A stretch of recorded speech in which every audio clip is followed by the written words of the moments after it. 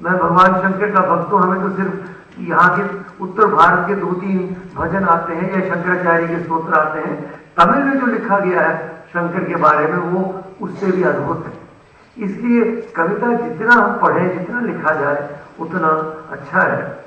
और दिनेश कुमार शुक्ल जी के बारे में मैं अभी जानकारी मुझे प्राप्त हुई कि बड़े अच्छे प्रसिद्ध कवि हैं और उन्होंने कविताएं बहुत सारी लिखी हुई हैं, कविता संग्रह भी उनके हैं।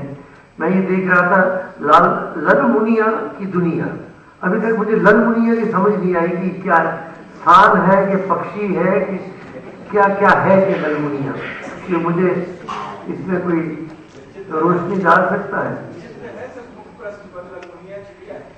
चिड़ी है, चिड़िया है, चित्र तो नहीं लग रहा है मुझे। आजकल जो आधुनिक चित्रकला है उसमें भी चिड़िया का स्वरूप बिगड़ गया है, लेकिन वही होगा। मैंने भी सोचा चिड़िया होगी ललमुनिया। तो उनकी जो कविताएं मैंने थोड़ी बहुत देखी तो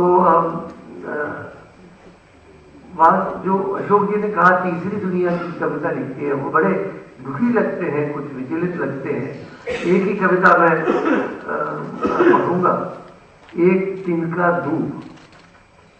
इस उजाड़ खंड में बेशक बहुत से लोग चल रहे हैं साथ साथ, किंतु सभी अकेले हैं, खुद में गिरफ्तार। नहीं तो ये जगह इतनी उजाड़ न होती। अगर लोग होते उन बीजों की तरह जो सूखी मिट्टी में पड़े रहते हैं बरसों, अपने भीतर अंकुरों को बचाए हुए, तो भी वीरान नहीं लगती ये जगह इस कदर। इतनी आशंका नहीं होती भविष्य को लेकर। अगर अपने अपने वर्तमान से 2-4 क्षण दे सकते लोग दूसरों के लिए।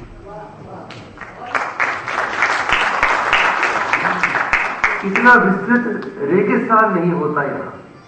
अगर जलाशय भाप बनकर ऊपर उठ जाने के बजाय धीरे धीरे भूमिगत हो गए होते, इस तरह क्षयग्रस्त होते होते धरती नहीं घुल रही होती चिंता में, अगर बचा लिया गया होता एक तिनका धूप का, या विजेताओं ने एक युद्ध कम जीता होता। चलता है, चलता है। एक दुखद संयोग है कि आज ही के दिन दिनेश जी की माता का स्वर्गवास हो गया, नहीं तो उस समय यहाँ उपस्थित होते। मैं अनुपस्थिति में उनको बधाई देता हूँ और श्रीवास्तव परिवार को शुभकामनाएं देता हूँ। आज हिंदुस्तान में 20 भाषाओं में कविताएं लिखी जा रही हैं और जितनी लिखी जाए उतना अच्छा है, क्योंकि इसी से समाज में बदलाव आएगा। लेकिन एक भाषा जो बहुत कठिन है वो है धन्यवाद की भाषा, क्योंकि शब्द कम पड़ जाते हैं, कृतज्ञता कम नहीं होती। धन्यवाद प्रस्ताव के लिए मैं निवेदन करती हूँ श्रीमती वंदना रोहित जी को यहाँ।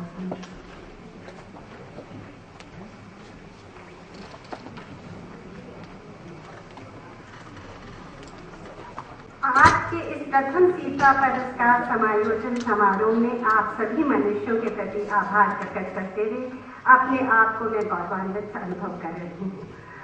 आचार्य संत विनोबा भावे ने कहा था, यह सच है कि शांति की मूर्ति गढ़ी नहीं जा सकती, पर मान लें कि उसे गढ़ना है तो वह इसकी मूर्ति भी हो सकती है। ममता और प्रेम के अलौकिक संयोग से अंत में निर्मित माँ की भावमयी अपूर्व छवि को इस रूप में अभिव्यक्ति देने का हमारा यह प्रयास सभी के सद्भाव, सहयोग एवं आशीर्वाद से ही सफल हो सकता है। सर्वप्रथम उनका आभार प्रकट करती हूँ जिनकी उज्जवल छवि विद्यार्थी जीवन से ही मेरे मन मानस में बसी है। आज के मुख्य अतिथि डॉक्टर करण सिंह, काशी हिंदू विश्वविद्यालय के निवर्तमान एवं वर्तमान कुलाधिपति, राजपुरुष होकर भी जिन्होंने विद्या के नित नूतन दिव्य वसंत भूषण से अपने को अलंकृत करने में सुख पाना है। ऐसे विद्या राजनीति में रहकर भी कमल पत्र के समान निर्लिप्त निष्कलंक बने रहने वाले महान विभूति अध्यक्ष भारतीय सांस्कृतिक संबंध परिषद ने हमारे बीच आकर इस कार्यक्रम की गरिमा को बढ़ाया। उनके प्रति कृतज्ञता व्यक्त करने के लिए शब्द असमर्थ। अस्तु गोस्वामी तुलसीदास ये पंक्ति मेरी भावुक रहती है। गिरा अनयन नयन बिनु बानी, गिरा अनयन नयन बिनु बानी, मुझे पूर्ण भरोसा है उनका स्नेह, सहयोग एवं मार्गदर्शन इस नवोदित मंच, उनके स्नेह, सहयोग एवं मार्गदर्शन से यह नवोदित मंच उत्तरोत्तर विकसित होगा। इस समायोजन के आज के अध्यक्ष श्री अशोक वाजपेयी, अध्यक्ष ललित कला अकादमी के प्रति हमारी कृतज्ञता है। प्रशासनिक सेवा में रहते हुए भी हिंदी के प्रति समर्पित आपका व्यक्तित्व प्रेरणा स्रोत है। कवि, लेखक, समीक्षक नाना रूपों में आपने ख्याति अर्जित की है। आपके विशेष सद्भाव के लिए हमारा विशेष आभार है। संप्रति हिंदी नवमंडल के दीप्तिमान नक्षत्र, काशी हिंदू विश्वविद्यालय के अतीत की विद्वत परंपरा के जीवन स्वरूप, जिन्होंने हिंदी समालोचना को एक नई दिशा प्रदान की, ऐसे विशिष्ट विद्या विभूति डॉक्टर नामवर सिंह को मंच पर होना इस पुरस्कार के लिए एक शुभ संकेत है। विद्या कुल के नाते वे हमारे अपने हैं और विश्वास से अपनत्व की रागत्वता आगे भी वे यथावत बना कर रहेंगे। पुरस्कार निर्णायक समिति के दोनों मनीषी डॉक्टर केदारनाथ सिंह एवं श्रीमती ममता कालिया हिंदी जगत की मूर्धन्य हस्तियां हैं। कवि एवं कथाकार के अपूर्व विचार मंथन से जो नवनीत उत्पन्न हुआ, उसे लेकर हम आपके समक्ष आज उपस्थित हैं। हम उनके इस विवेक को नमन करते हुए दोनों के स्नेह, सहयोग के प्रति अपनी कृतज्ञता व्यक्त करते हैं।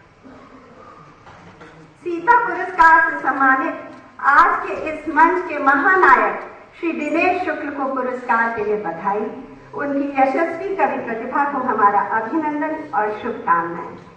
आज के प्रयोजन में इतनी संख्या में सम्मिलित सभी गणमान्य लेखक, कवि, साहित्य प्रेमी, मेरी माँ के सहयोगी, परिवार के स्नेही, शुभचिंतक व सभी आगंतुक, आपसे ही इस पुरस्कार के प्रथम स्तुति की शोभा बढ़ी है। आप सभी का शतशः धन्यवाद। प्रसार माध्यमों के प्रतिनिधियों का विशेष आभार।